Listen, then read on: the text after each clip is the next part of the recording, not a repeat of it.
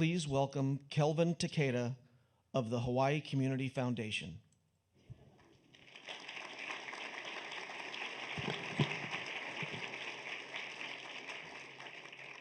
Aloha and welcome, and thank you for joining us for our first major event of the 2014 Pillars of Peace Hawaii program of the Hawaii Community Foundation. Today, the elders will be talking about ethical leadership in a rapidly changing world. First, some housekeeping reminders. Please turn your cell phones to silent if you haven't done so already, and please no flash photography. This event is being videotaped and photographed, and by attending, you're giving us permission to include your image. Before we get started, I'd like to show you a short video to give you a little background on how the elders got started and the issues they are addressing today. With their experience and their profound commitment to building a better world, let us call them global elders.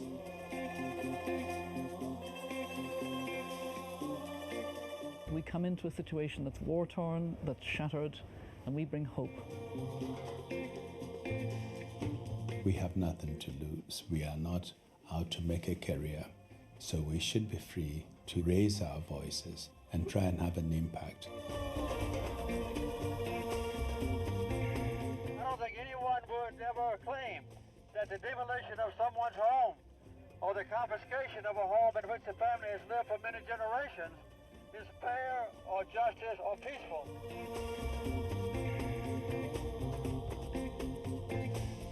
Our independence to be able to act in places where others might be inhibited. We must rebuild trust and mutual respect in the region and further afield. This is not an easy task. It will need patience and perseverance. We can provide ideas from our own experiences where countries are facing social, economic, and political problems.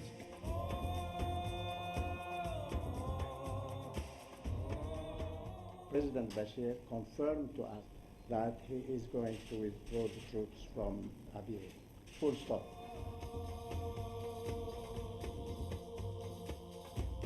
Either the leadership doesn't have a clear picture of how deep is the suffering of their own people, or they don't care.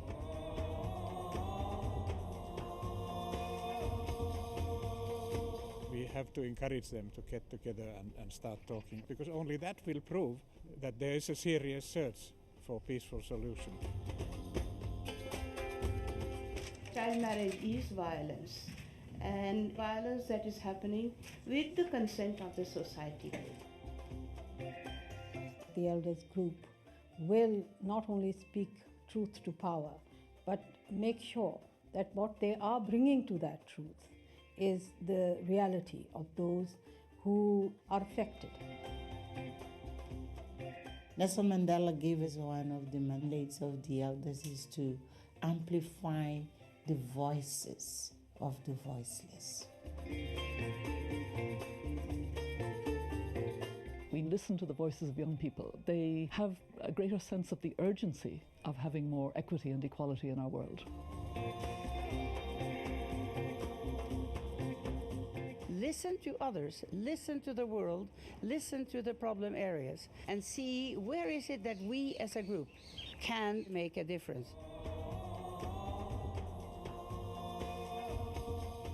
The elders can become a fiercely independent and robust force for good.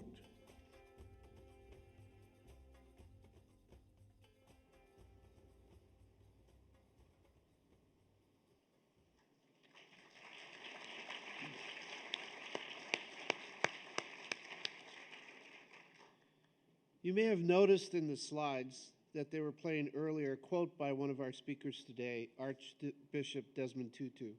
He says, "Ethical leaders are not there for what they can get out of their position. They are there for the sake of the people." This quote really sets the stage for what we're going to talk about today, ethical leadership and what that means, and how you, as current and future leaders of Hawaii, can embody the characteristics of an ethical leader to create a better Hawaii and the world. We'd like to thank our partner, the Hawaii Leadership Forum, for co-hosting this special event, and I'd especially like to thank Pierre and Pam Amidiar for their generosity and commitment to our community. The Pillars of Peace program would not be possible without their vision and hope to make Hawaii a better place to live for generations to come.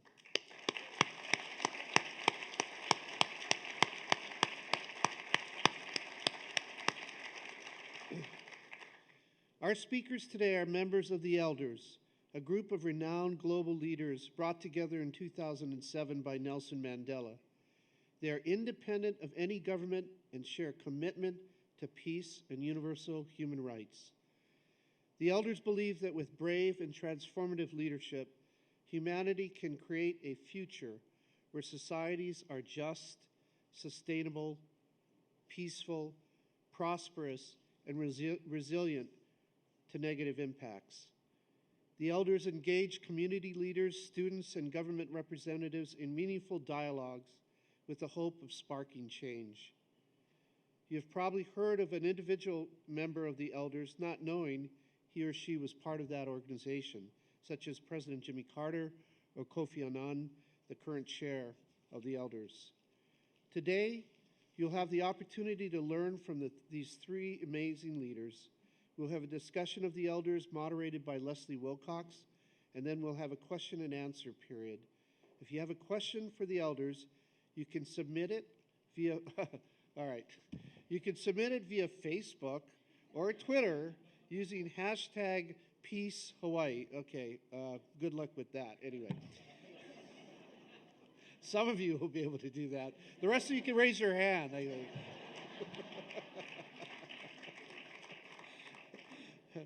Now let me introduce our speakers and our moderator, Leslie Wilcox.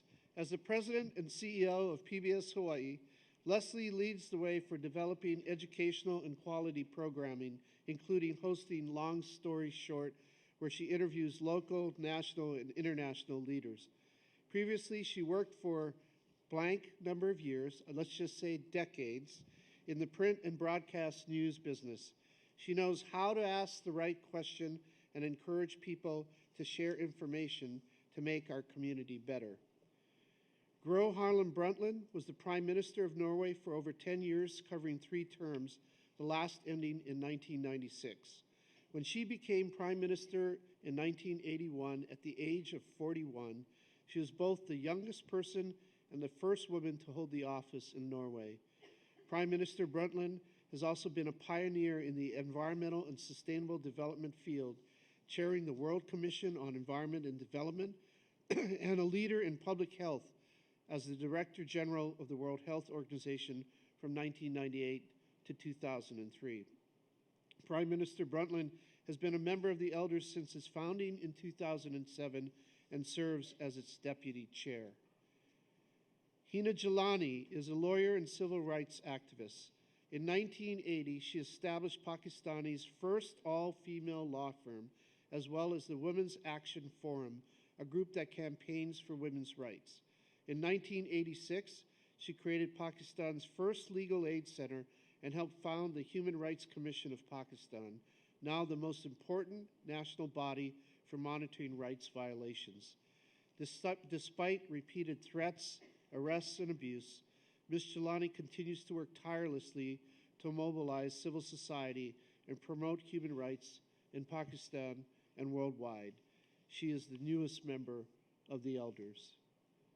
Known affectionately as Arch by his fellow Elders, Archbishop Desmond Tutu helped bring the group together in 2007 and serves as its much-loved chair until May of 2013. In 1984, he was awarded the Nobel Peace Prize for his work in the struggle against apartheid. One of the world's best-known advocates for peace and reconciliation, Archbishop Tutu has shared his experience and advice with those undertaking their own truth and reconciliation processes in post-conflict societies ranging from Northern Ireland to the Solomon Islands, to Sudan and South Sudan, to Israel and Palestine. His efforts have definitely made this world a better place. Now, please help me welcome the elders to Hawaii.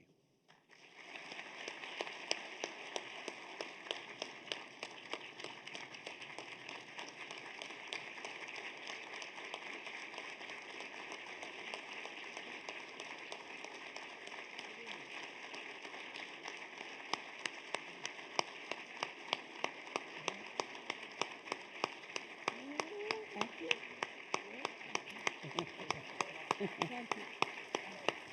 Hey, hi. Hi, Dick, how are you?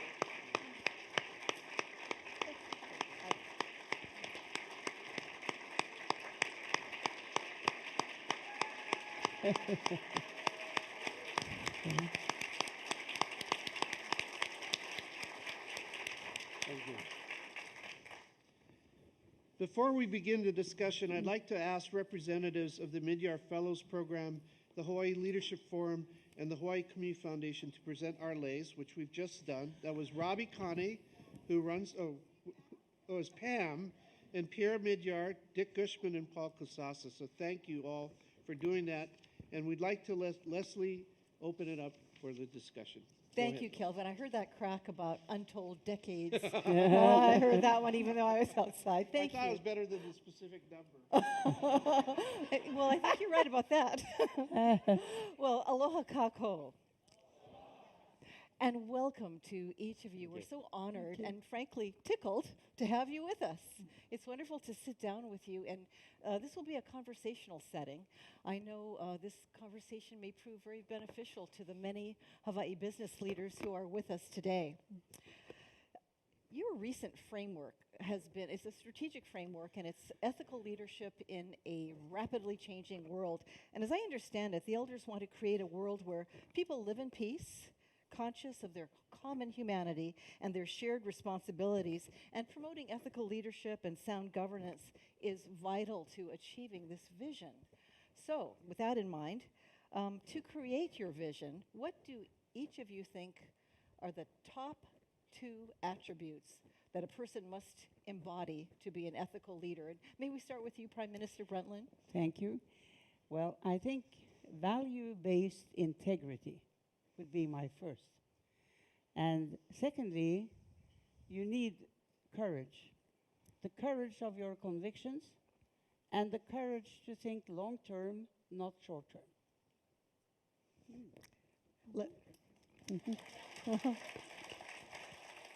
Ms. Gilani. Very difficult question. I have never thought of myself as a leader, but let's say if I was, the first quality I perhaps would want to have would be to both accommodate and understand human weakness. And courage, yes, would be the next one. The courage to speak out. I mean, in my business, as a human rights defender, we are not in the business for popularity. We do what Prime Minister Brundtland has just said. We have to, we have to sometimes take up unpopular causes, so that integrity of values is important. Do you really not consider yourself a leader? I don't know. I'm such a controversial person in my own country, so that it's difficult to think that people would want to follow me. Archbishop, your top 2 attributes of an ethical leader.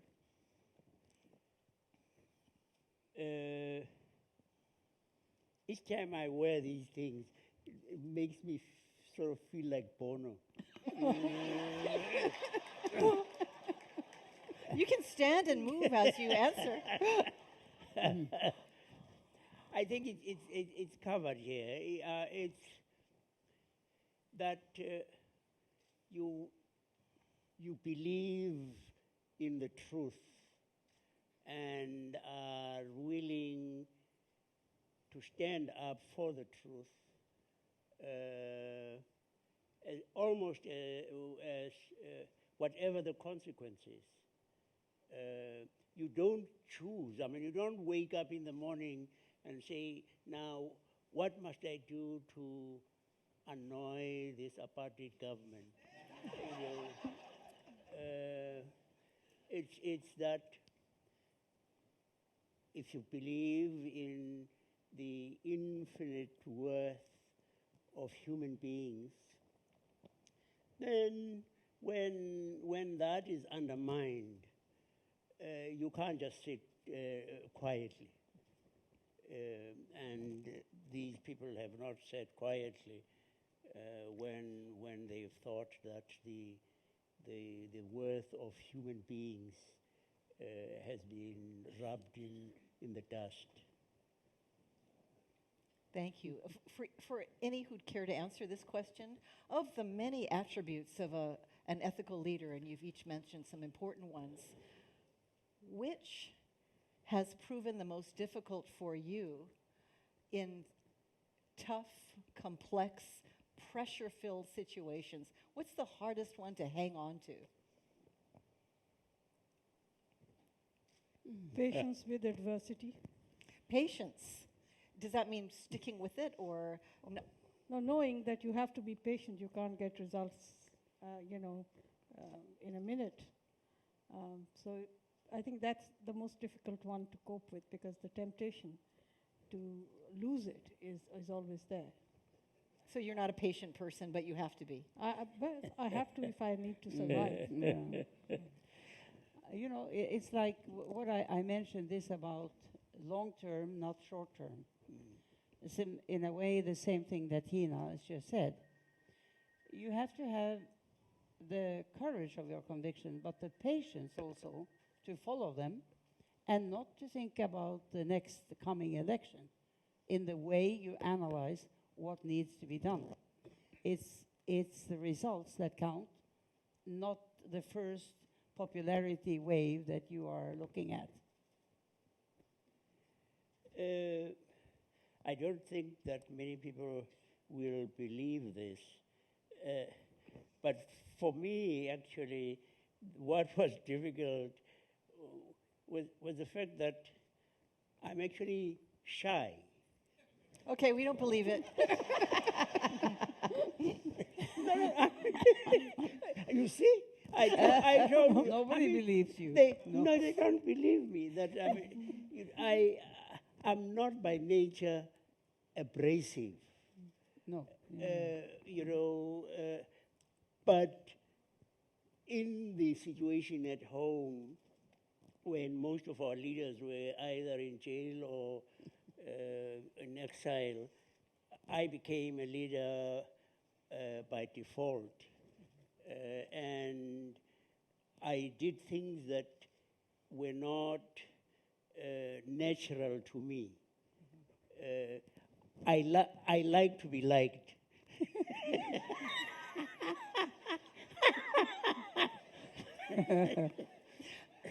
And that's what a lot of people, when I've been introduced to wonderful peace leaders like you and the Dalai Lama, what I've always noticed is, even though the message is peace, there are all these bodyguards and people who want to hurt them because they stand for peace, and that peace is hard to find. Can we reach a little deeper on this question? Archbishop referred to, not having, some of these things aren't natural for you when you, by default, find yourself a leader. Blind spots are, by definition, hard to know about. Did you find yourself with a blind spot in leadership? You had to really deal with it in order to grow, and it would have kept you back if you hadn't noticed and dealt with that blind spot. I have one example, and that is that I tended for several years to try to counter any attack against me on my policies, on my convictions, or what I had said. If it were misunderstood or misquoted, I felt I had to counterattack. I had to learn also in that sense to be more patient and to only go back on the most important things. because otherwise you get bogged down in spending your time and your strength on a number of things that are more details than really important. But it didn't sit well with you to leave some things said uncorrected? Well, yes, it was hard to leave it, but I learned to do so. I have a question that is, I think, best posed to Ms. Gilani. It's about gender equality and ethical leadership. Do you find yourself having to present yourself or work in ways different from other leaders to move ahead? I don't think it's different, but it has to go beyond what normally leaders would be interested in or be concerned about. If you're dealing with gender issues and gender equality in terms of political participation, economic benefits, and social acceptability, it's very important to understand that we are not just dealing with ethical issues. It goes beyond that. It's a question of dignity of women that we are trying to preserve and to protect and to promote. So in some ways, it's a little different in the way that you approach the same kind of issue. On women, I mean, they are the first, even if they're doing, like a human rights defender who's a woman, it becomes doubly difficult for her to promote human rights because all the social support systems that generally human rights defenders would have for her are weak. She is more vulnerable to marginalization and repudiation because of the kind of issues that she's taking up. So I do believe that to be a leader in that environment calls for and demands something a little more than just the general leadership qualities that you do, and the approach has to be much more sensitive. You had the title Prime Minister. Did that do away with all the gender concerns? In many ways, yes. In my country, yes, I think. However, that was after I had already done some important work over some years. In the beginning, when I was Prime Minister first time, the opposition used deliberately the fact that I was a woman in our first election campaign after I became Prime Minister. They were using discriminatory ways of addressing me and speaking about me. But gradually, as the years passed, they didn't dare anymore. It's gone. And now, we have a new Prime Minister now who is a woman. I became Prime Minister 81. Last year, we had, after 32 years since I started, a conservative woman becoming Prime Minister. She does not have any of this now because it was overcome during my generation. Yes. To me, this is a very positive development. So I sometimes, when it was tough, I could console myself, even explain to my mother, who thought it was very unfair. Why are you doing this, Gro? She said. I said, because next time there is a woman in Norway, Prime Minister, this will have gone, because I'm standing up and tolerating it and going through it. It does change over time. Did you answer back when you were called names? Sometimes. You know, I talked with Archbishop on his last visit to Hawaii, and you talked about the power of forgiveness and how bitterness really roots in people, and you just, no matter how awful things have been, and you've seen some just atrocious, awful things in your life, and some of them have been done to you. You speak of the power of forgiveness, but you told me that there was one thing that you had trouble forgiving, of all the things you saw that were just so wrong. Do you remember what that was? It had to do with phone calls to your home. Yes. Thank you very much.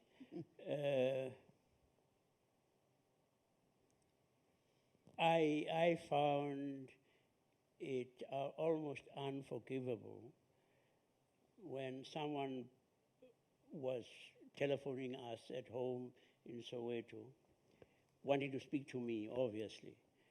And one of our children would pick up the phone and then get the message, tell your father we are going to kill him. You know, and I said, well, they were aware that they were speaking to a child, and they ought to have said, where is your father? Can you call him? When you looked across at your child with his phone and you saw them stiffen, you knew that it was one of those awful instances where someone had phoned through a death threat. Yeah, I found that almost unforgivable. But I mean, in comparison to some of the things that many people had experienced, it was piffling, really. When you thought of people who had been tortured. I mean, we had an instance of a woman who said they came into my cell in prison, and they took me into an office, and they opened a drawer and stuck my nipple into the drawer and then slammed the drawer. And she would say, and they would ooze out of the breast white stuff.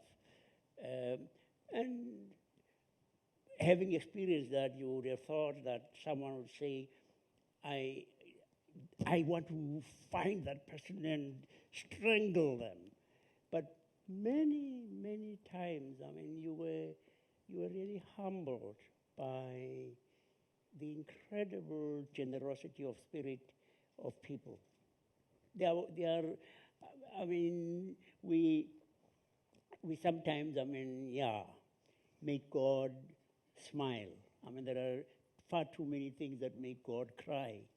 But there are also so many instances when human beings are incredibly noble, are magnanimous and fantastic.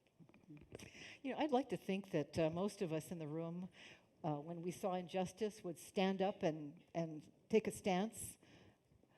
But I think for many people, we take a stance for a short season. We're not battle tested. You three have gone the distance over those decades that Kelvin talked about. You just go on and on and on, and you haven't changed what you've stood for. How do you do that? How do you keep going in the face of injustice that doesn't end? It may change form. How do you do that? I mean, you can blame the world for it. I mean, it's not up to us. I would rather stop and rest, but the injustice doesn't stop. No. That's the problem. But I do believe that if I was not able to retain the capacity to be outraged, I would unfortunately, I'm saying this for myself, I would find it very easy just to withdraw. So I think the essence of human rights defense is to be able to maintain the capacity to be outraged so that we can still engage with the problems. So you're used to being not comfortable. No, I can't be comfortable in the environment that I come from. It's not easy to do that. I think it would be a very insensitive person who would look at what is happening around you and say, okay, I'll deal with it another time. You can't do that, and you can't afford it. I would, if I may just put in a little bit, my own way of handling it was knowing that we had so much support around the world. I mean, it was fantastic, you know, standing up against the colossus of apartheid, the military might, the police, and so forth. You could sometimes feel really puny. And then knowing that there were all these many people around the world in the anti-apartheid movement, and especially students. I mean, I think you guys were amongst those who were in the anti-apartheid movement, and that gave an incredible boost and support to us. And, you know, I could follow up on what Arch just said. It is when I was a young politician in my 30s, apartheid was one example of several, but an important one, where we saw that the engagement, the passion, what we really fought for, made a difference. So you got the response that in fact apartheid was overcome, because I was not a student, but I was a young politician in Norway working with others to help overcome apartheid. And it happened. And Mandela comes to Norway thanking us. And I mean, I meet one of my heroes, and we have seen that the success of political action has happened. And it is one of several examples of what keeps you going, because you see what you do can make a difference. You know, in Hawaii, we got along for a long time with consensus government. There, you know, people who disagreed would say, "Well, that's not what I want, but for the greater good, I'll go along with that, and I'll fight this battle differently or another time." And you know, or we today we always look for win-win situations. They're harder and harder to find, I think. How do you deal with that? I mean, how do you move it ahead? I think you draw the most positive things out of any situation. There is never a win-win situation. There are areas where you would not perhaps be comfortable, but there are benefits that you can draw even from the worst situation. I think that's what gives us the ability to go on. And of course, there are small successes, and those successes are becoming very, very significant in this difficult world today. You don't have big achievements, but the small successes pave the way for further work.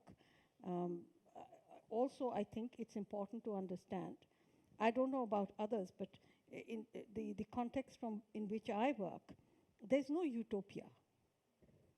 But it's always the thought behind, at the back of your mind, that yes, we are going to make a better world, not the best world, but a better one certainly. Yeah. Any thoughts? So savor those small victories and use them. Yes. Put those ahead of you. You know, ethics principles really vary from nation to nation. I mean, there are different religions, different cultures, and what is considered right in one culture may not be considered right in another. How do you transcend that when you're working on, you know, major issues that are transnational? But basically, I mean, many of the values that people adhere to and believe in are the same across religions, across culture, different countries and cultures.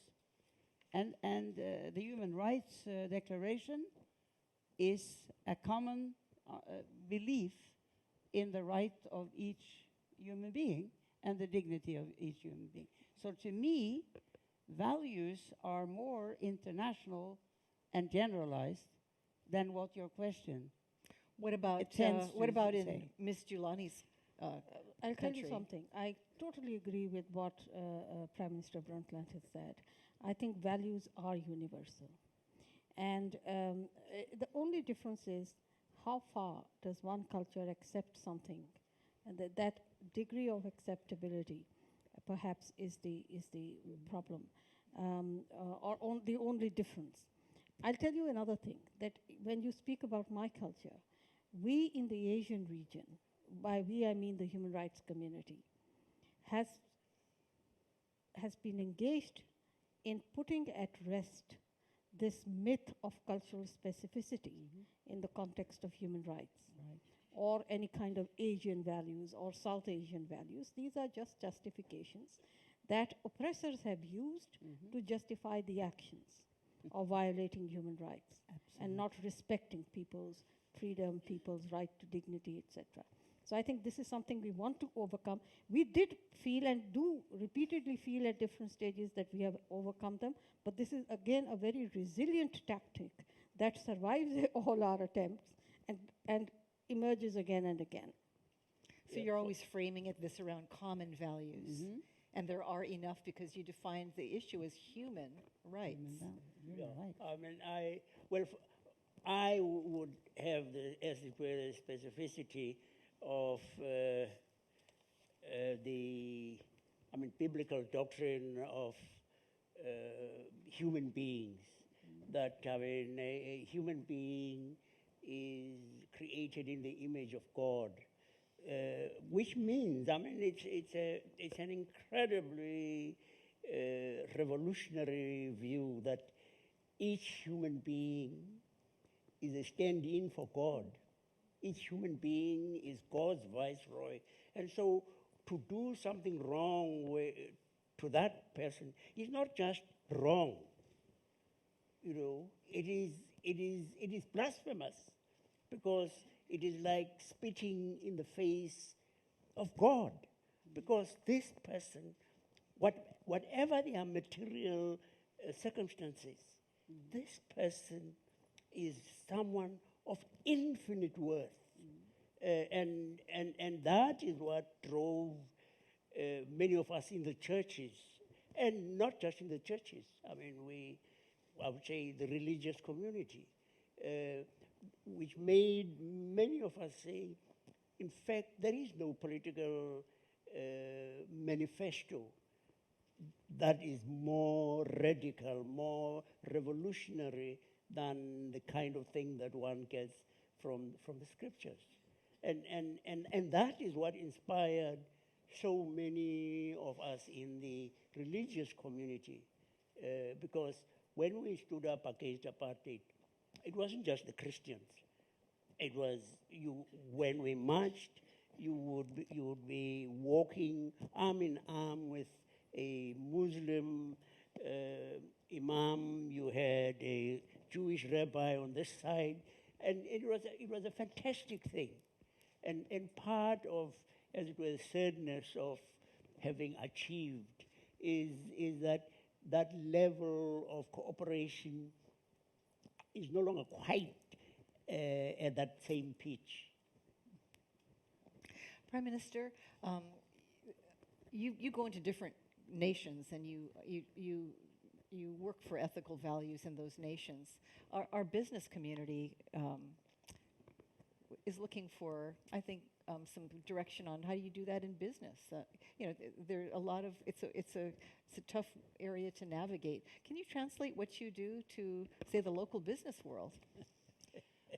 Well, I think, wherever you are, whether you work in business, in an NGO, or in the political arena, you have the responsibility to do what is necessary and what is right.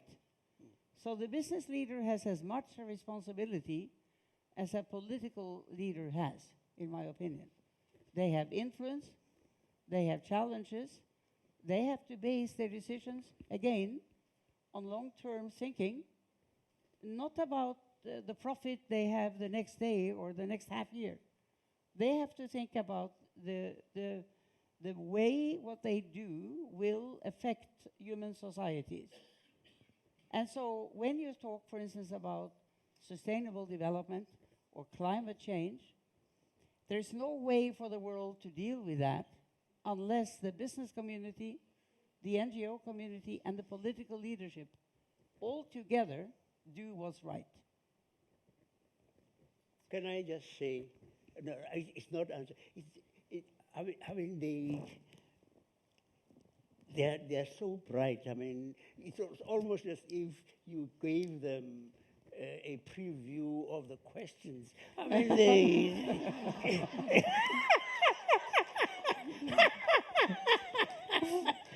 aren't they smart?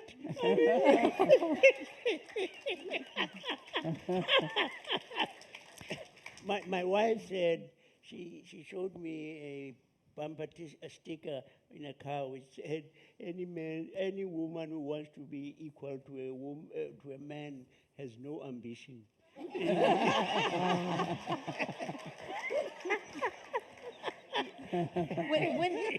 when you're with other elders, I mean, when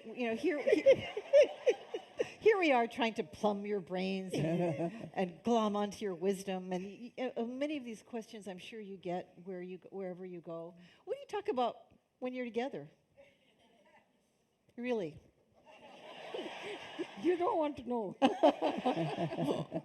Well, I can tell you, it was it was quite extraordinary actually to chair as an ordinary minister of the gospel, to chair a body made up of former president of the U.S., former president of Finland, former prime minister. I mean, all of these extraordinary people. And I often had to pinch myself, say, this is a township urchin, someone who grew up in an apartheid ghetto. And here I have got these remarkable human beings. They are extraordinary. They really are extraordinary in how they listen to one another. It's not, I mean, they are all authorities in their field, but they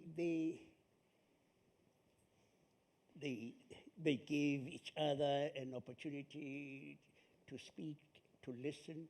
People learn to change points of view, and we have an advisory council made up of people like Richard Branson and so forth.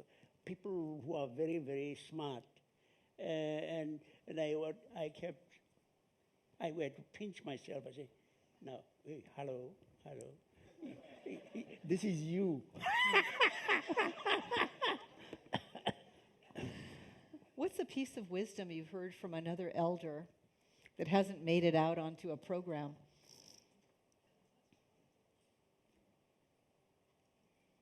Well, I was thinking when Jimmy Carter was pushing so hard 5-6 years ago to have us express how we could address discrimination against women, especially in the misuse of religion and tradition to discriminate against women. He was adamant that we had to be speaking out on this in a way that was very direct and precise. And he didn't step down because I think all of us agreed, but we had to work hard to find the wording.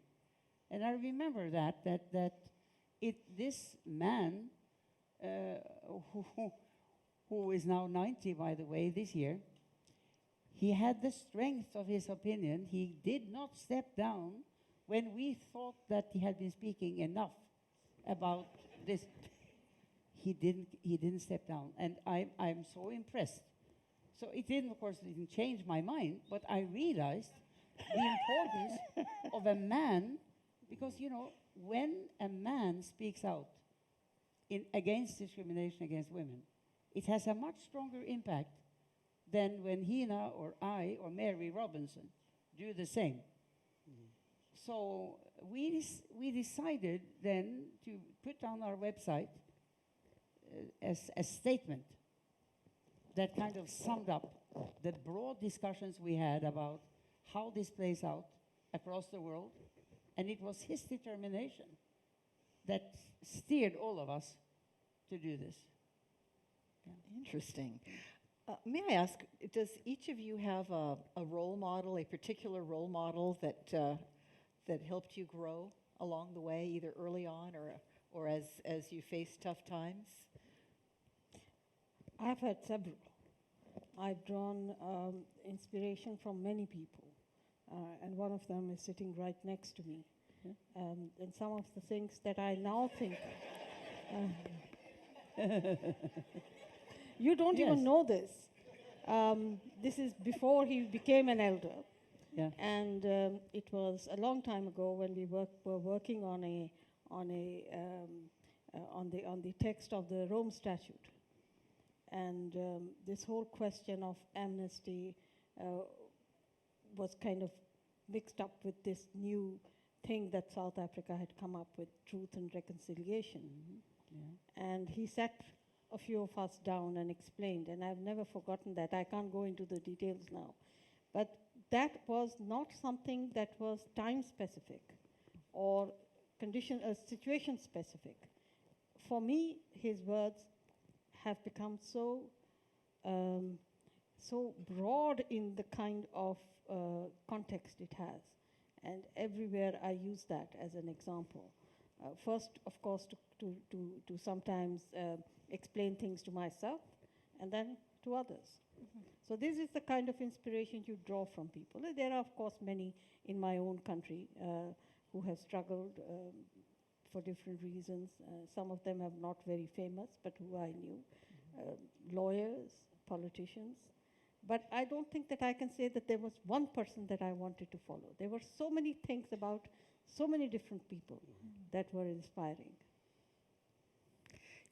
You sound like you're really positive in the midst of some, just horrific situations. How do you think I survive?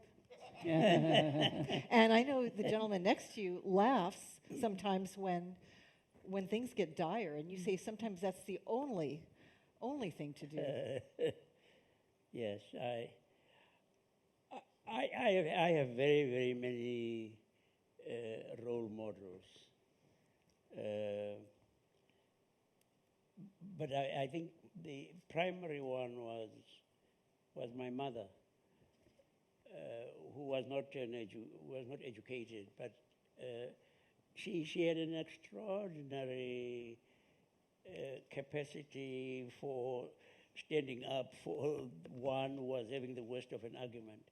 And my wife called her the comforter of the afflicted. Yes. But there were some incredible people like Trevor Huddleston. Your teacher? Well, yes, he taught me not in a classroom, but his passion for justice, but his incredible reverence for people. And I'm glad that he touched my life and helped. Yeah. Prime Minister? Well, I'm thinking, Art just mentioned his mother. I think, some of us are lucky that we grow up in situations where your parents, and for me, both of them, were important inspirations. And then later on, as you all have said, there are several sources of inspiration. The party leader and the prime minister in the post-war of Norway was kind of my political inspiration leader. Then later on, when before he was Archbishop, got the Nobel Peace Prize, he was representing apartheid, the fight against. And then so before I even met Mandela, which has been a great inspiration, I met Desmond Tutu. And then some years later, 5, 6, 7 years later, as Mandela was freed and came to Norway, you know, the hero that was already in my mind became also a real person representing those ideals that I'm happy to be working on at this day, even at 75. Wow. You know, the title of your strategic framework.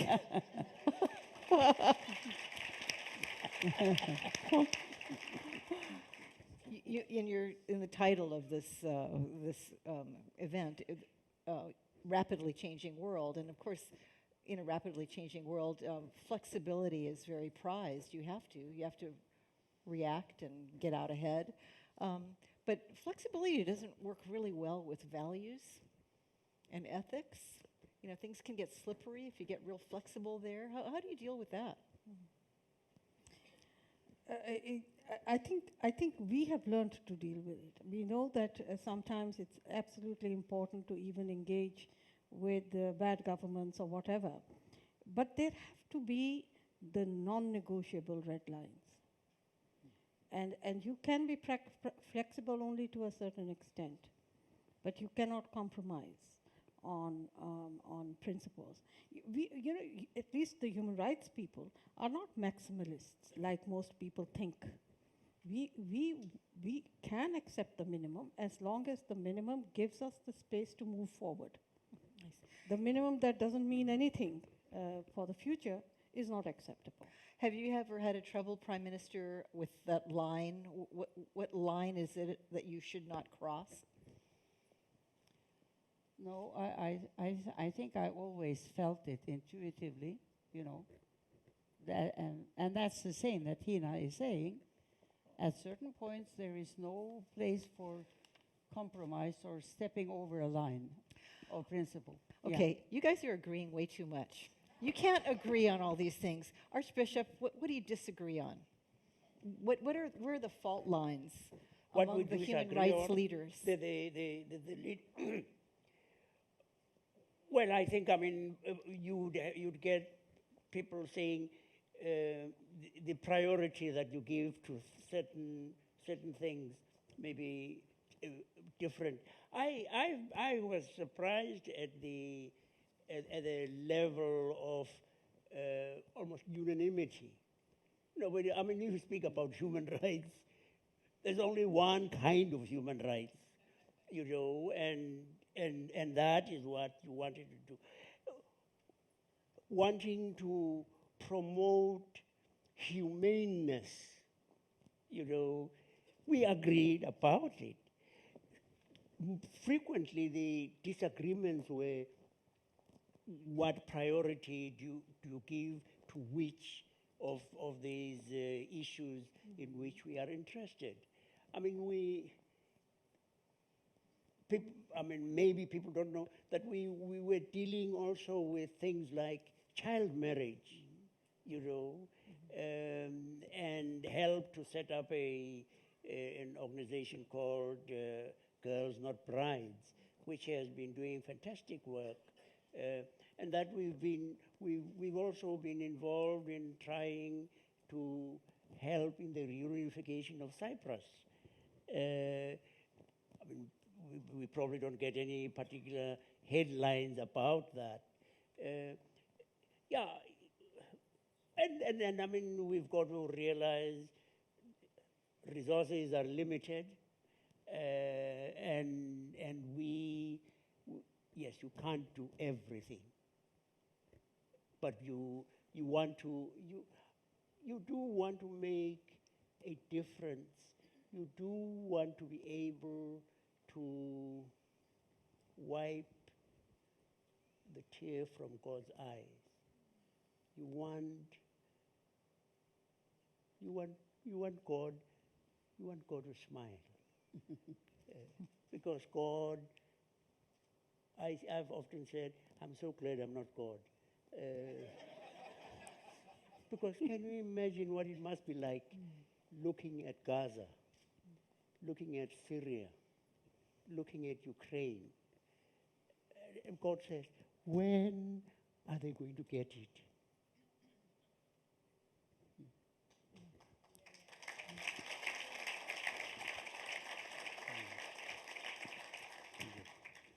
think you were born wise, or do you think you gained it the hard way?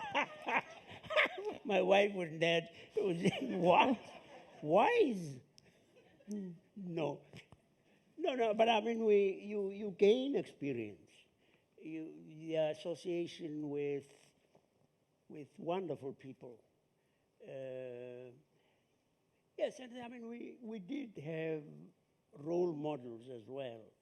We had people who showed that you stick out for principle, for goodness, for fairness, for caring about others. And those people inspired us. I mean, I've said Trevor Huddleston. He was quite an extraordinary person in many ways in South Africa and became the international president of the anti-apartheid movement, who had, I spent nearly 2 years in hospital. And you can imagine an urchin from the township to have in South Africa a white priest coming to visit you over 2 years regularly. It does something for you. And I've said, because he influenced so very, very many of us, Huma Sekela got his first trumpet from Louis Armstrong through Trevor Huddleston. That part of the reason why there was so little anti-whiteism was because of people like Trevor, and who made us say, there are white people who care for us, who really care for us.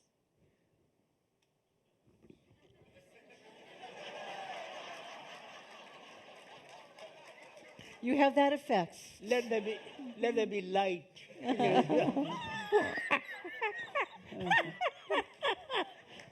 Anyway, we have questions from the audience. They've been Twittering and Facebooking. This is for Prime Minister Brundtland. Hawaii and the U.S. Don't have a youth council, as Norway does. How can we truly include young leaders in good governance beyond tokenism? So this was why the U.S. doesn't have. Well, there are several things the U.S. don't have that Norway has.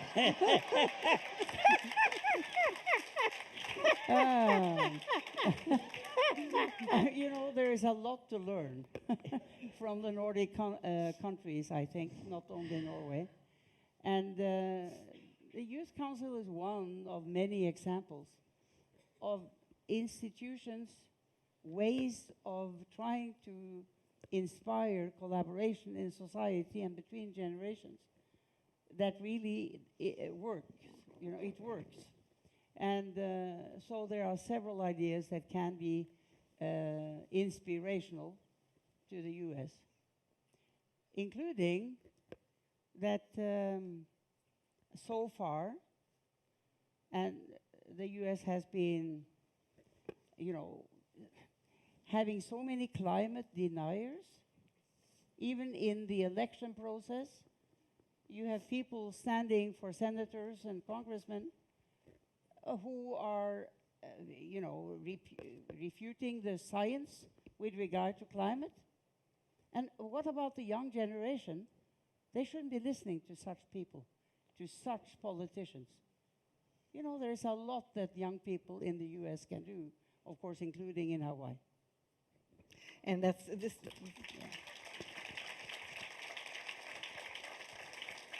That's kind of a segue into the next question, also from a young leader. How can young leaders grow into ethical leaders? How can they develop themselves? Don't ask me. I think everybody makes up their own way of growing up and learning from your own mistakes, from your own experiences. So it's not something that anyone can tell you. How can you grow into an ethical leader? But I do believe that there are certain fundamental values that you need to adhere to if you even have a chance of becoming an ethical leader. I would have said one of the things that I keep saying to young people, and I'll say it to the young people tomorrow, is that young people are fundamentally incredibly idealistic. And I mean, my wife and I have been on something called Semester at Sea, which goes around the world, and we've been with 600 college students at a time. And it, without fail, they just blow your mind with the dream that they have of the world. You know, when they say make poverty history, they really mean it. And then I say, please don't be infected by the cynicism of us oldies, because they really believe, and the things that they do, you know, you'd have thought that since they come, most of them from affluent homes, that they would be very disdainful of, say, when they go to India and they see the poverty there, or in Africa. Nothing of the sort. I mean, they really want to do something, and even on those occasions, they will say, want to go and paint an orphanage, will collect and get food for. I see your nodding is one that says, shut up, shut up. No, shut no, up. no. No. But you mentioned affluence and how, I mean, if, for example, many people do have it easy, they don't have the kind of really difficult circumstances that perhaps helped produce you, Ms. Gilani, and you, Archbishop. And did you also have struggles like that? I didn't have a lot of difficulty in my growing up, but I saw, even in my society, that there were inequalities that to me were unacceptable, that I wanted to overcome. Injustices, especially between boys and girls and women and men at that time. Norway of the 1940s and 50s was not what Norway is today. So I saw something that I needed to do something about. Archbishop talked about idealism. I think I've seen in working with the Students' News Network here that there's a lot less judgment on the part of younger people. Have you seen that? Less judgmental. I think that's a good thing. But what I'm worried about is that the readiness to become cynical is growing. And I think that's something that we really need to worry about. The readiness to become cynical. Do you see that as well, Archbishop? Well, I wouldn't want to take on Hina. I'm smart enough, but I have to say, I mean, the instances that I've had of meeting up with young people who really care, you know, who really want to make a difference. And you see, a part of our freedom was because of students, not exclusively. But I mean, when President Reagan vetoed the anti-apartheid legislation, it was that these young people on college campuses all over the place actually brought about a change in the moral climate of this country, so that your Congress then passed the anti-apartheid legislation with a presidential veto override. I have the greatest respect for young people. It is we oldies who infect them so that they lose their idealism. The fact that, I mean, those people, I don't necessarily think you would agree, I mean, but the occupiers of Wall Street, I mean, where people were saying the ordering of society is inequitable and it is unjust, and we are going to have to be making a difference. That we can't go on in this way, where you have haves and have-nots, and the haves tend, not always, but they tend to grab more and more and more and more, and they have the capacity to do that. And when you speak to young people and you say to them, you know what, one of the incredible things is that some of God's best fellow workers are young. Joseph, David, Jeremiah, Mary, the mother of Jesus. You go on, Francis.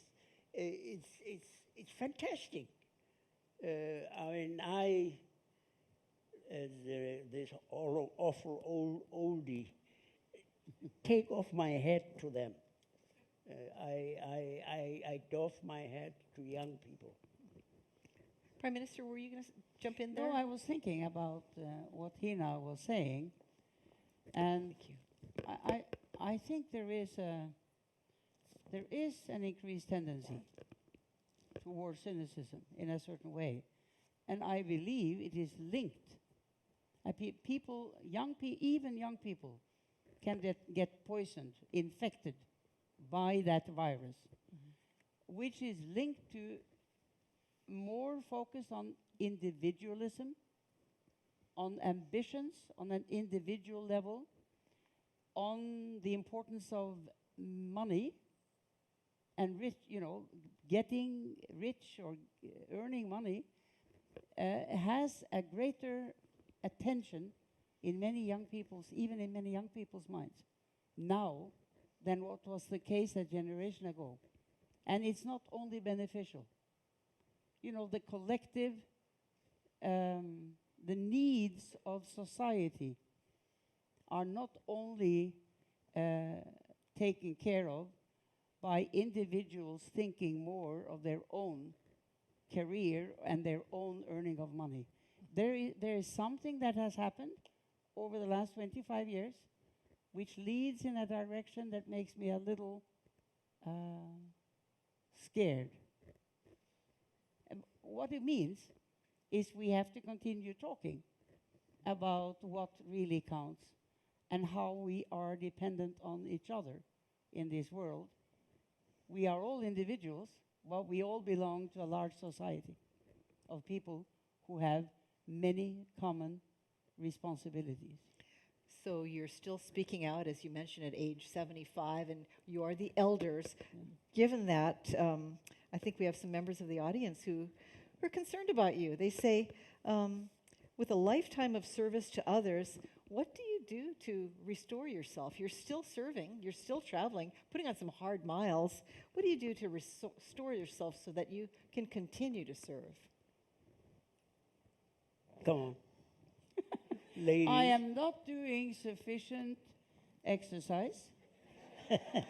That's what you're not doing. That's what okay. Which is not good. I try to get enough sleep, which sometimes is difficult, but I know the importance of it. And I need to have friends like Archbishop and Hina, to recapitulate, your energy. You need good friends that feel the same way, and that kind of enthusiasm spreads and feeds your mind and your heart. That was the first time, by the way, that you all paused when I asked a question. Now, what do we restore ourselves? I think I agree with Gro, because I do believe that whenever I have the time, my preference would be to hang out with friends. So don't think that only young people can hang out. Oldies like us also like to hang out. And I think in some ways that renews your energy. It does. We're not discussing the problems of the world. We mostly are discussing our ailments, but, but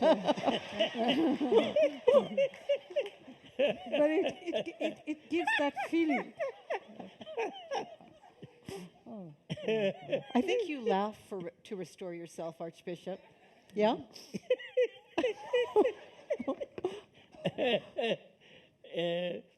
I do try to walk in the morning, not as briskly as I used to. Well, I used to jog, but now I don't do that. And I come out of a tradition in the church that you have moments when you go into retreat, and if I didn't pray,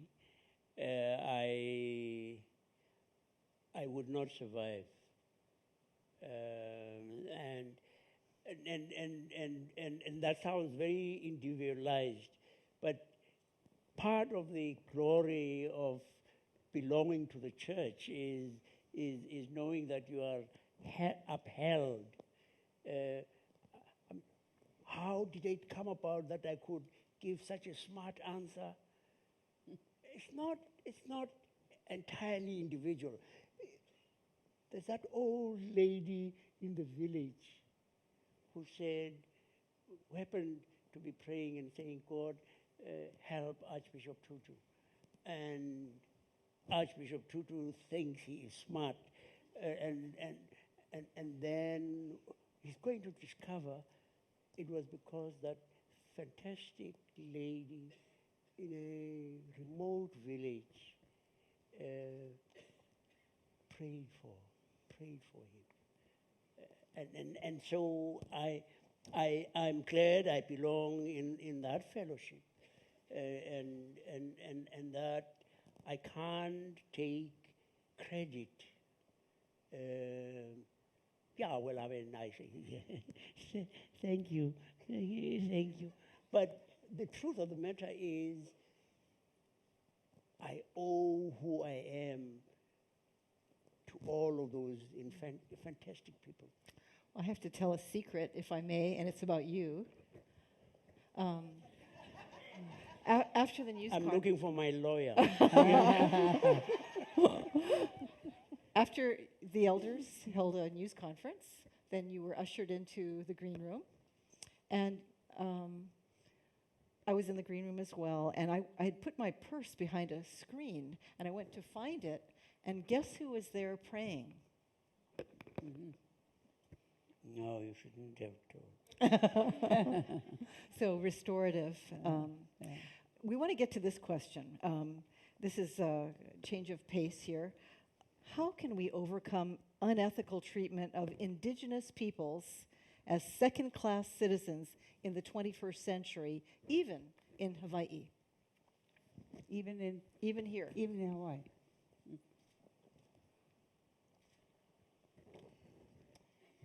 Well, come on. No. Yeah. Here is the human rights lawyer. Human rights lawyer. Yes. Yes. No, I think this is one of the things that is outrageous, and it's global. Wherever there are indigenous populations, their right to self-determination, their right to control over their own resources, and their right to retain and sustain a way of living. I think these are violations that are happening on an everyday basis. And it is also one of the more difficult human rights issues where public attention has not been called enough towards this, and pressure on governments to correct and remedy the situation has not been as much as it should have been. I think this, coupled with the situation of minorities the world over, is extremely difficult to explain. I pay a great deal of tribute to community leaders of indigenous people all over the world, because if that kind of leadership was not available to these communities, it would not have been possible to even make the situation keep the issue visible today. So I think they are the best kinds of human rights defenders.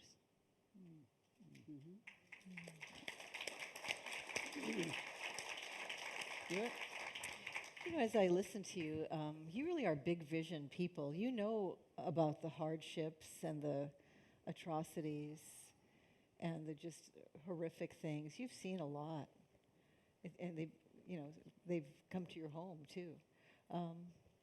Have you always been like that, or did it take a while to rise to the point where you could kind of take a global look and work in systems, knowing that we start with individuals, but it seems like you're systems people.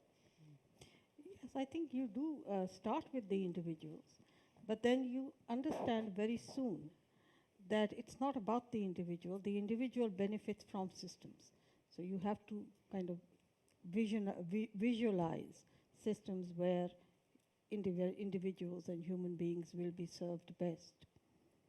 And of course, we are all in the process of visualizing that. I don't think any of us have ever arrived at a situation or in a system where we think, yes, this is serving the cause of humanity.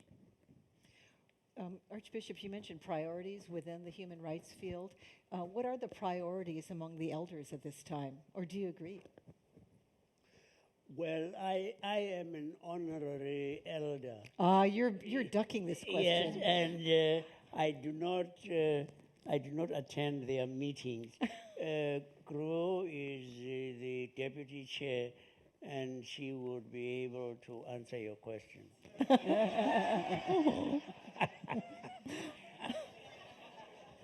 You know, as you have noticed, I have addressed sustainable development and climate a couple of times this evening. And so one priority for us during this year and next, certainly, is the great importance of humanity facing together and finding ways to deal with the climate issue before it is too late. So for us, one major priority this year and next year will be to do what we can to have people and leaders, business, NGO, the whole world, taking this question seriously enough so that we take care of the rights of future generations.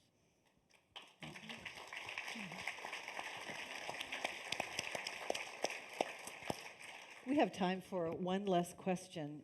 But rather than ask a question, I think we're out of questions from the audience. Would you leave us, each of you, with one last thought for business leaders in Hawaii, younger ones and older ones?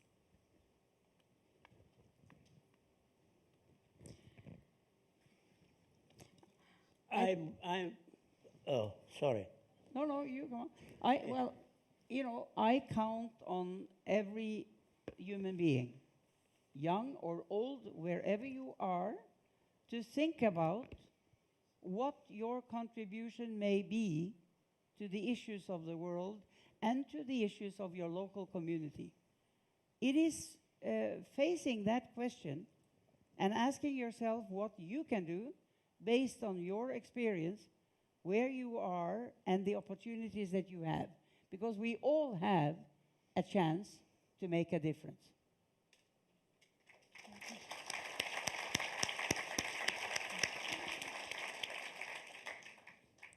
I think corporate social responsibility has become even more important and more meaningful now. I think it's important for the business community anywhere, young and old ones, to understand that people's social and economic rights are so connected with corporate culture and business culture. So it would be very good if everybody gets together and creates a culture which promotes people's rights and people's dignity, rather than a culture that totally disregards those elements. Thank you.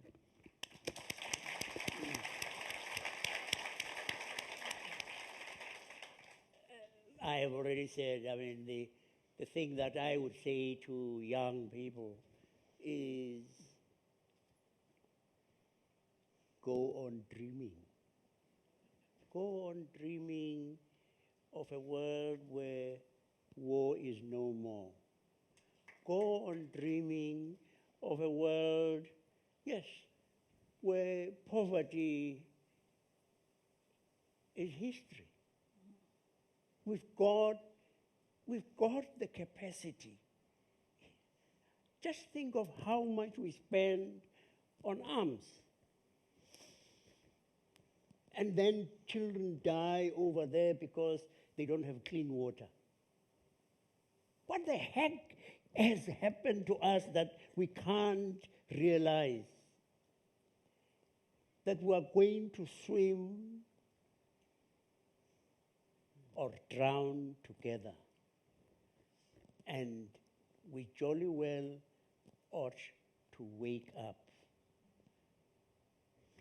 Thank you so much.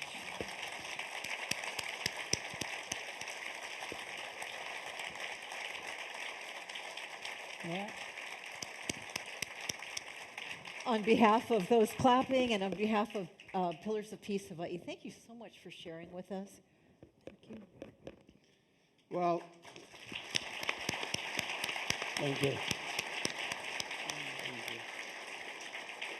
So I gotta let you in. I gotta sit down for a second. We'll thank them in a second. So I gotta let you in on a little story. So before this event, we had a press conference, and the members of the media were firing questions away at our three distinguished elders, and Archbishop Tutu started talk, and the room went dark.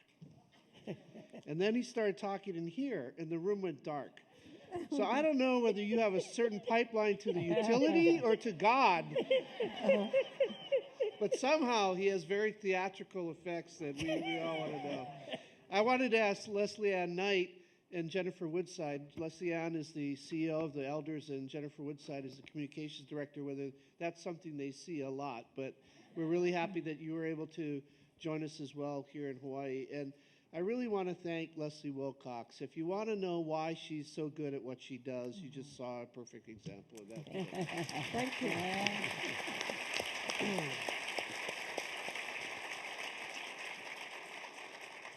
So, listening at the press conference and now listening to this and having an opportunity to actually spend this weekend listening to the elders, I come away with a sense that the profound love of mankind that these three people share, leads them to a place where they have deep interests in the welfare of others. They listen with intent and respect, and they have a devotion and this dedication to helping others. So it's truly an inspiration for all of us to have you here. I want to leave you with the closing thought from Nelson Mandela. What he said when the Elders was launched, he tasked the group with support courage where there is fear, foster agreement where there is conflict, and inspire hope where there is despair. As leaders in Hawaii, we hope you've gained inspiration to continue on your path to ethical leadership to help forge a stronger and more just community for us all. So please remain seated. Please stand up while I ask the elders to depart and thank them for their wisdom and their inspiration.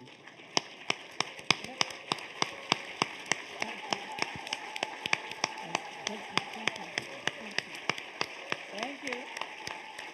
Thank you. Good.